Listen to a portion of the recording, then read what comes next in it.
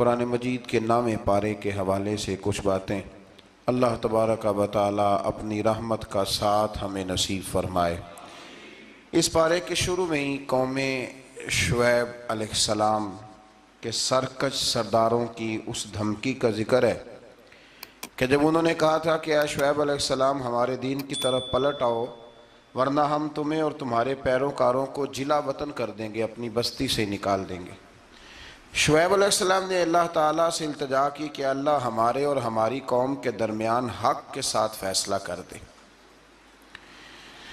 پھر اللہ تبارک و تعالیٰ نے قوم سمود کی طرح عذاب نازل فرمایا اور اسے دنیا سے ہی مٹا دیا، اس قوم کو، جیسے کہ وہاں کچھ تھا ہی نہیں۔ آیت نمبر 94 جو ہے اسی سورہ اعراف کی، اس کے اندر اللہ تبارک و تعالیٰ نے فرمایا کہ نبی کو جھٹلانے کے بعد فوراً اس قوم کو تباہ نہیں کیا گیا، بلکہ پہلے ان کو سختی اور تکلیف پھر انعام اور اکرام سے آزمایا گیا۔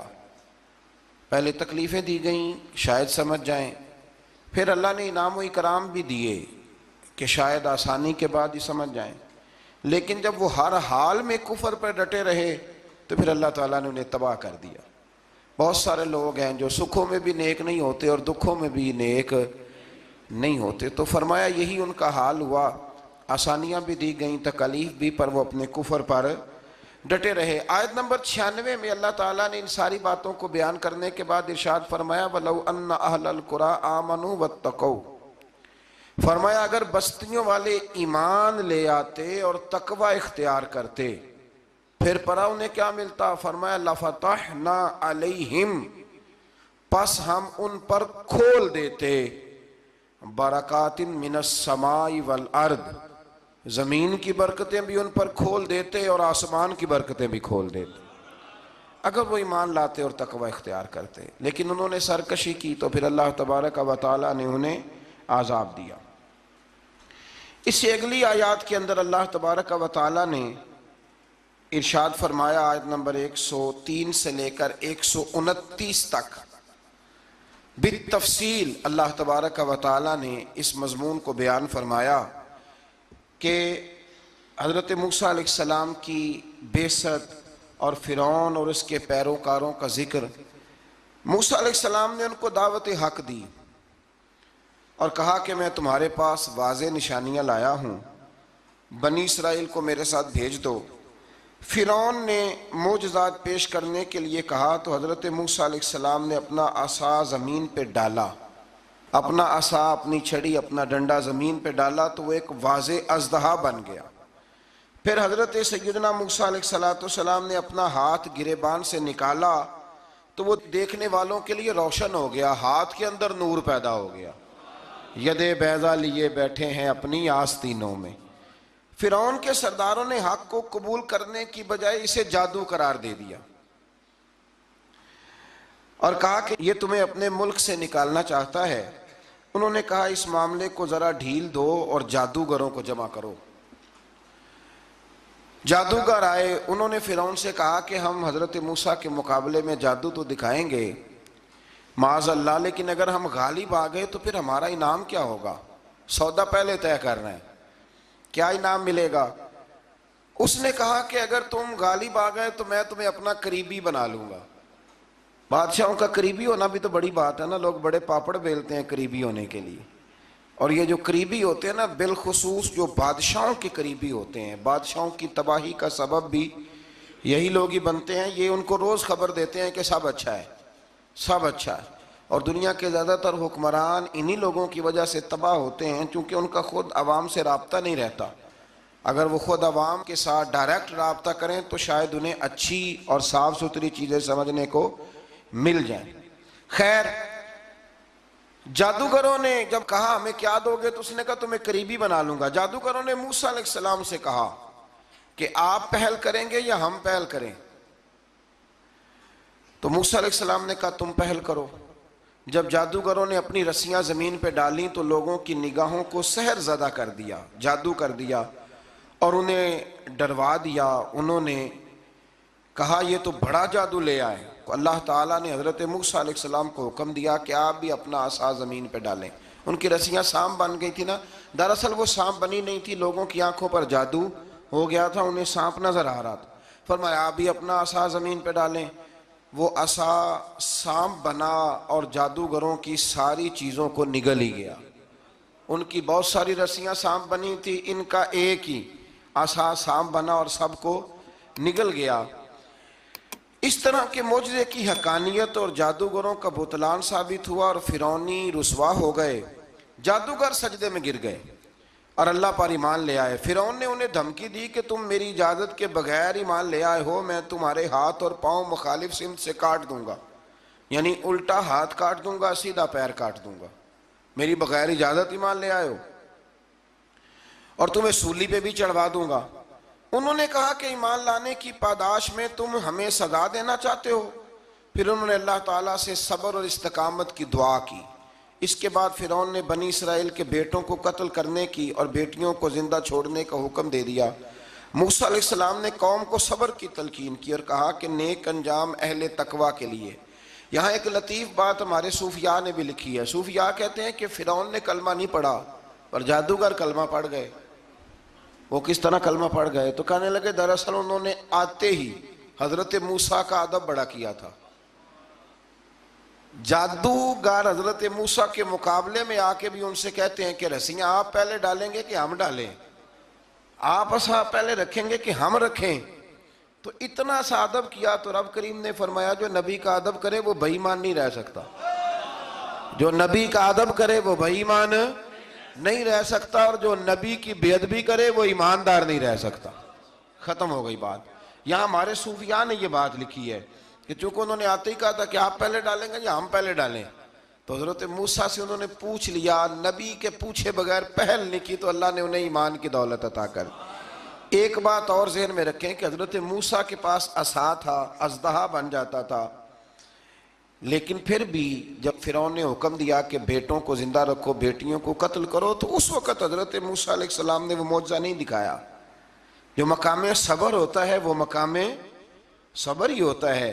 اگر موسیٰ علیہ السلام کی نافرمان قوم کے لیے پتھروں سے پانی نکل سکتا تھا تو میدان کربلا میں رسول اللہ کی اولاد کے لیے بھی نکل سکتا تھا، میرے کریم محبوب علیہ السلام کے خاندان کے لیے بھی نکل سکتا تھا۔ ہر جگہ معجزہ دکھانے کے نہیں ہوتی، کچھ مقام صبر بھی ہوتے ہیں۔ تو یہاں حضرت موسیٰ نے اپنی قوم کو صبر کرنے کی تلقین کی۔ پھر آیت نمبر 130 سے لے کر 143 میں بتایا کہ اللہ تعالیٰ نے فرعونیوں پر قحط سالی کا عذاب نازل کیا۔ فرعونیوں کا طریقہ یہ تھا کہ اچھائی کو اپنا کمال گردانتے تھے، کہتے تھے یہ ہماری طرف سے، اور برائی کو معاذ اللہ بدشگونی کے طور پر موسیٰ علیہ السلام کی طرف منسوب کرتے تھے، کہتے تھے معاذ اللہ آپ کی وجہ سے یہ سارا کچھ ہو رہا ہے۔ ہوتے نا، نہیں کہتے ہیں جب سے میں وہاں گیا ہوں تب سے۔ ہمارے بزرگ ایک لطیفہ بھی سنایا کرتے تھے کہ کسی زمیندار نے نماز پڑھنی شروع کی تھی تو اس کے جانور مرنے شروع ہو گئے۔ اب لوگ سمجھتے ہیں کہ معاذ اللہ شاید یہ کسی بزرگ کے سبب سے ایسا ہے، حالانکہ یہ تو اللہ کی طرف سے آزمائش ہوتی ہے، اس کی حکمتیں ہوتی ہیں۔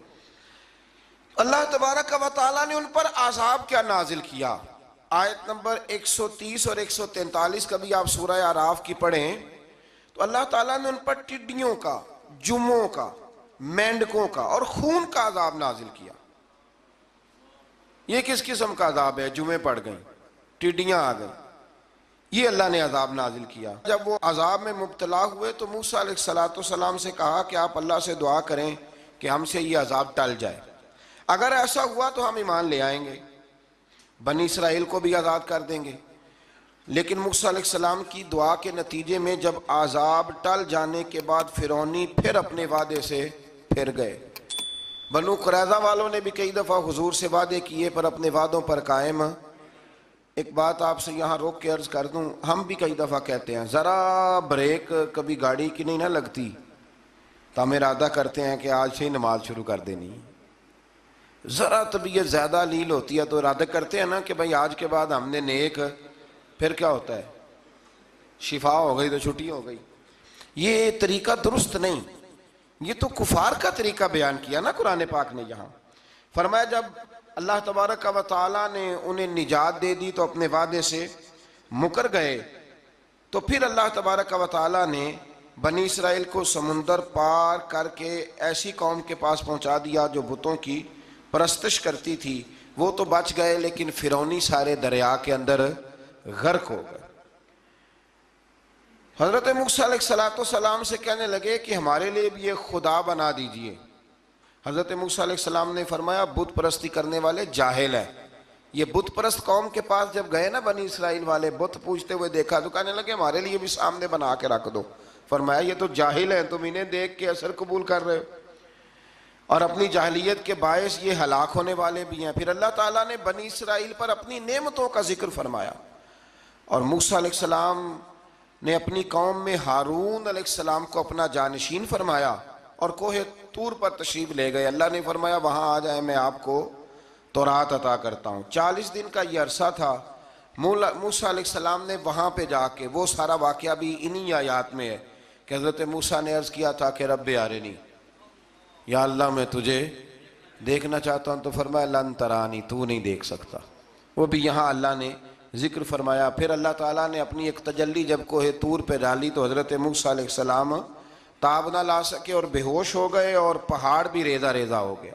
اس کا ذکر بھی اللہ نے انہی آیات میں فرمایا۔ آیت نمبر 144 سے 155 تک حضرت موسیٰ علیہ السلام کو رسالت عطا کرنے، کلیم اللہ کا منصب عطا کرنے، تورات عطا کرنے کا ذکر ہے۔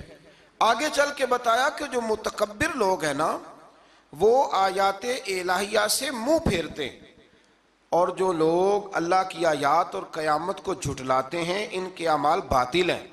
پھر موسیٰ علیہ السلام کے کوہ طور پر قیام کے عرصے میں بنی اسرائیل کے زیورات سے بچڑا بنا کر اسے معبود بنانے کا ذکر ہے۔ ان میں ایک جادوگر تھا سامری، سنا ہے سلالہ میں اس کی قبر ہے۔ حضرت موسیٰ کوہ طور پہ چلے گئے تو اس نے پیچھے سے نا سونے کا ایک بچڑا بنا لیا، اس میں سونے کی تاریں اس کے منہ میں لگائیں، ہوا چلتی تھی تو بجتی تھی۔ اتنے کمزور عقیدے کی یہ قوم تھی کہ انہوں نے فٹافٹ ماننا شروع کر لیا، فٹافٹ ماننا، کہنے لگے یہ ٹھیک ہے۔ چنانچہ موسیٰ علیہ السلام جب واپس آئے تو قوم پر غصے اور افسوس کا اظہار فرمایا اور کہا میرے پیچھے تم نے ایسا برا کام کیا۔ انہوں نے تورات کی تختیاں بھی زمین پہ ڈالیں اور اپنے بھائی ہارون علیہ السلام کا سر پکڑ کے اس سے جواب طلبی کی۔ انہوں نے کہا اے میرے ماں جائے، بڑے خوبصورت لفظ ہے قرآن پاک، اے میرے ماں جائے، اے میرے بھائی، قوم نے مجھے بے بس کر دیا اور قریب تھا کہ یہ مجھے قتل بھی کر دیتے۔ اب آپ مجھ پر سختی کر کے دشمنوں کو ہنسنے کا موقع نہ دیں، کبھی بھی دشمنوں کو اپنے اوپر ہنسنے کا موقع نہ دینا چاہیے۔ پھر آیت نمبر 151 میں موسیٰ علیہ السلام کی دعا اور کلمات استغفار کا ذکر ہے۔ آگے چل کے بتایا کہ غصہ ٹھنڈا ہونے پر موسیٰ علیہ السلام نے تورات کی تختیوں کو اٹھایا، جن کی تحریر میں اللہ سے ڈرنے والوں کے لیے ہدایت اور رحمت کی بشارت تھی۔ آیت نمبر 156 سے لے کر 158 تک میں موسیٰ علیہ السلام کی دعا کا ذکر ہے، جس میں انہوں نے اپنی قوم کے لیے اللہ تعالیٰ سے دنیا اور آخرت کی بھلائی مانگی۔ اللہ تعالیٰ نے فرمایا یہ کامل نعمت میں ان لوگوں کو عطا کروں گا جو ایمان کے ساتھ تقوی بھی اختیار کریں گے، یہ انہیں ملے گی نعمت، اور پھر وہ زکوٰۃ دیں گے اور اس عظیم رسول یعنی نبی کریم صلی اللہ تعالیٰ علیہ وآلہ وسلم کی وہ پیروی کریں گے۔ یہ آیت نمبر 158 ہے، یہ سورہ اعراف کی۔ چونکہ حضور علیہ السلام کی بڑی عظمتوں کا اللہ کریم نے یہاں ذکر ارشاد فرمایا ہے، اور ایک تفصیل ہے نبی کریم صلی اللہ تعالیٰ علیہ وسلم کی سیرت مبارکہ کی۔ اللہ تبارک و تعالیٰ کبھی توفیق دے، اللہ تعالیٰ کبھی ہمت دے تو ان آیات پر غور کریں تو وہ نعتیں جو قرآن نے بیان کی ہیں حضور کی، وہ بھی بڑی شاندار ہیں۔ قرآن مجید میں اللہ کریم نے فرمایا جو لوگ پیروی کریں گے اس رسول کی جو بغیر پڑھے ہوئے دنیا میں آئے ہیں، دنیا میں آ کے کسی سے پڑھا بے پڑھے رسول کی جو پیروی کریں گے۔ کون سے رسول؟ الذی یجدونہ مکتوبا عندہم فی التوراۃ والانجیل، فرمایا یہ وہ رسول ہے جن کو لکھا ہوا تورات میں بھی پائیں گے اور انجیل میں بھی پائیں گے ان کی شانیں۔ وہ نبی کیا کریں گے؟ یأمرہم بالمعروف وینہاہم عن المنکر، وہ انہیں نیکی کا حکم کرتا ہے اور برائی سے منع فرماتا ہے۔ ویحل لہم الطیبات، اور نبی پاک ان پر حلال چیزوں کو، پاک چیزوں کو حلال کرتے ہیں اور گندی چیزوں کو ان پر حرام کرتے ہیں۔ حلال حرام کا اختیار اللہ نے رسول پاک کو بھی عطا فرمایا ہے۔ حضور کو بھی اللہ نے اختیار دیا، اسی لیے تو حضور کسی کو کہہ دیتے تھے چل تو نہ 5 نہ پڑھنا تو 2 ہی پڑھ لینا۔ یہ بھی حضور نے فرمایا، ایک بندے نے روزہ توڑ لیا تو فرمایا کھجوریں مجھ سے لے جا اور گھر جا کے کھا لے، روزہ بھی تو نہیں توڑا ہے تحفہ مجھ سے لے جا، گھر جا کے کھا، تیرا کفارہ ادا ہو جائے۔ نبی پاک صلی اللہ علیہ وسلم نے بڑی ساری جگہوں پہ اس اختیار کو، تو قرآن مجید نے کہا وَيُحِلُّ لَهُمُ الطَّيِّبَاتِ، پاک جتنی چیزیں پاک تھیں وہ میرے نبی نے تم پر حلال کر دی، وَيُحَرِّمُ عَلَيْهِمُ الْخَبَائِثِ، اور جو گندی چیزیں تھیں ناپاک تھیں وہ نبی پاک نے تم پر حرام کی ہیں، جو پہلے ہی ٹھیک نہیں تھی وہ حضور نے حرام فرمائی۔ اور پھر بڑے خوبصورت لفظ ہیں، اگر آپ جاگ کے سنیں تو فرمایا وَيَدَعُ عَنْهُمْ، اور وہ ان پر سے اتارتے ہیں اِسْرَهُمْ وَالْأَغْلَالَ الَّتِي كَانَتْ عَلَيْهِمْ، فرمایا نبی پاک ان سے ان کا بوجھ اتارتے ہیں اور کاٹتے ہیں وہ زنجیریں جن میں یہ لوگ جکڑے ہوئے تھے، غلامی کی زنجیریں، سخت ترین احکام کی زنجیریں۔ فرمایا میرے رسول تو دنیا میں زنجیریں کاٹنے کے لیے آئے، حضور نے لوگوں کی زنجیریں کاٹ دی۔ فرمایا فَالَّذِينَ آمَنُوا بِهِ وَعَزَّرُوهُ وَنَصَرُوهُ، فرمایا جو لوگ اس نبی پر ایمان لائیں گے، ان کی تعظیم کریں گے، ان کے دین کی مدد کریں گے، وَاتَّبَعُوا النُّورَ الَّذِي أُنزِلَ مَعَهُ، اور اس نور کی پیروی کریں گے جو ہم نے نبی پاک کے ساتھ اتارا ہے۔ وہ کیا ہے؟ حضور کے ساتھ کیا اترا ہے؟ قرآن مجید۔ فرمایا جو اس کی پیروی کریں گے اولئک ھم المفلحون، یہی لوگ ہیں کامیاب ہونے والے۔ اور اگلی آیت میں فرمایا محبوب آپ کہہ دیں، آج پھر کھل کے اعلان کر دیں، کیا کہا قل یا ایھا الناس انی رسول اللہ الیکم جمیعا، فرمایا لوگوں کو بتا دیں کہ میں ایک قبیلے کا، ایک گروہ کا، ایک ملک کا نہیں، میں سارے انسانوں کا رسول بن کے آیا ہوں، تمام انسانوں کی طرف۔ اور حضور نے اعلان فرمایا، خود بخاری کا لفظ ہے، فرمایا ارسلت الی الخلق، فرمایا میں صرف انسانوں کا نہیں، جس کو اللہ نے پیدا کیا ہے میں ان سب کا رسول بن کے دنیا میں آیا، سب کا رسول بن کے میں دنیا میں آیا ہوں۔ تو ان آیات کے اندر اللہ تبارک و تعالیٰ نے رسول کریم علیہ السلام کی ان ساری عظمتوں کو بیان فرمایا۔ آیت نمبر 160 میں موسیٰ علیہ السلام کے پتھر پر ضرب لگانے اور ان کے قوم کے 12 قبیلوں کے لیے 12 چشمے جاری ہونے کے معجزے، اور پھر بادل کے سایہ کرنے والا معجزہ، من اور سلوہ کے اترنے کا بیان بھی فرمایا، اور اس کے بعد اس امر کا بیان بھی فرمایا کہ بنی اسرائیل کو حکم ہوا کہ معافی مانگتے ہوئے اور سجدہ کرتے ہوئے بیت المقدس میں داخل ہو جاؤ، مگر انہوں نے اس مسئلے میں بھی تعریف کر دی، اس کو بھی بدل دیا۔ مزید بتایا کہ سمندر کے کنارے جو ایک بستی تھی، انہیں ہفتے کے دن وہاں مچھلیاں پکڑنے سے منع کیا گیا تھا، مگر انہوں نے اللہ کے حکم کی نافرمانی کی، سوائے ایک گروہ کے۔ بنی اسرائیل کی نافرمانیوں کے باعث اللہ نے ان کی صورتوں کو بدل دیا۔